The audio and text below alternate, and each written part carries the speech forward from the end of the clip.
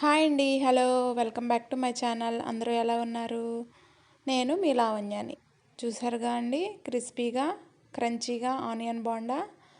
దీన్ని మార్నింగ్ బ్రేక్ఫాస్ట్‌గా కానీ, ఈవినింగ్ స్నాక్స్‌గా కానీ ప్రిపేర్ చేసుకోవచ్చండి.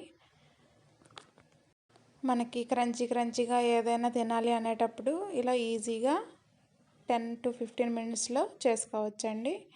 బట్ నేనైతే చెప్పేది ఏంటంటే రెగ్యులర్గా ఆయిల్ ఫుడ్ ప్రిఫర్ చేయకూడదని నేను కోరుకుంటున్నానండి. ఏదో అప్పుడప్పుడు మనకి తినాలనిపించినప్పుడు ఒక 20 డేస్కి ఒకసారి, 10 డేస్కి ఒకసారి ఇట్లా ప్రిపేర్ చేసుకొని తినొచ్చు. ఇప్పుడు ఈ ప్రాసెస్ ఏంటో చూసేద్దాం పదండి. ముందుగా హాఫ్ కప్పు మినప్పిండిని ఇలా తీసుకోవాలి. తర్వాత ఒక హాఫ్ కప్పు బొంబాయి రవ్వని తీసుకోవాలి. తర్వాత ఒక 2-3 స్పూన్స్ బియ్యం పిండిని తీసుకోవాలి. సన్నగా కట్ చేసిన ఇలా పొడవుగా సన్నగా కట్ చేసిన ఒక 2 ఆనియన్స్ని ఇందులో యాడ్ చేసుకోవాలి. తర్వాత ఒక 2 రెబ్బలు కరివేపాకుని, ఒక 2 పచ్చిమిర్చిని ఇలా చిన్నగా కట్ చేసి యాడ్ చేసుకోవాలి. ఒక గుప్పెడు కొత్తిమీరని యాడ్ చేసుకోవాలి. రుచికి సరిపడా సాల్ట్ని యాడ్ చేసుకోవాలి. ఒక స్పూన్ జీరా యాడ్ చేసుకోవాలి. ఇప్పుడు వీటన్నిటిని బాగా కలుపుకోవాలి. ఇలా బీట్ చేస్తూ ఇలా వేళ్ళతో బీట్ చేస్తూ కలుపుకోవాలండి.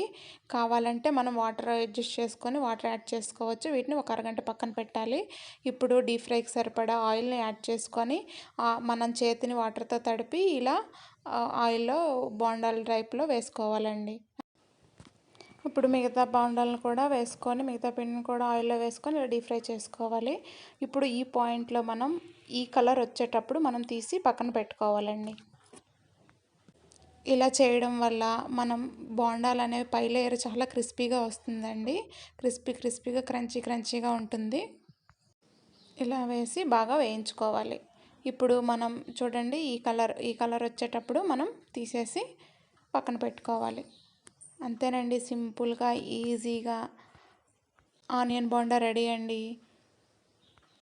వీటిని మీకు నచ్చిన చట్నీతో, పల్లి చట్నీ, కొబ్బరి చట్నీ, టమాటా చట్నీ, ఏ చట్నీతో అయినా తినొచ్చండి. Crispy crunchy onion bondas ready అండి. చూడండి ఎంత చక్కగా ఉన్నాయో.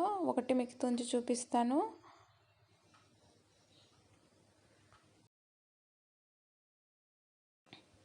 చూడండి ఇది ఎంత బయట క్రిస్పీగా లోపల సాఫ్ట్గా ఎంత బాగా ఉడికిందో. ఇంతేనండి, ఈజీగా మనకు తినాలనిపించేటప్పుడు చేసుకోవచ్చండి క్రిస్పీ ఆనియన్ బోండా. ఈ రెసిపీ కనుక మీకు నచ్చితే లైక్, షేర్ అండ్ కామెంట్ చేయండి. ప్లీజ్ సబ్స్క్రైబ్ చేసుకోవచ్చు కదండి. ఈ రెసిపీని మీరు కూడా ట్రై చేసి ఎలా వచ్చిందో కామెంట్లో చెప్పండి. Thank you for watching.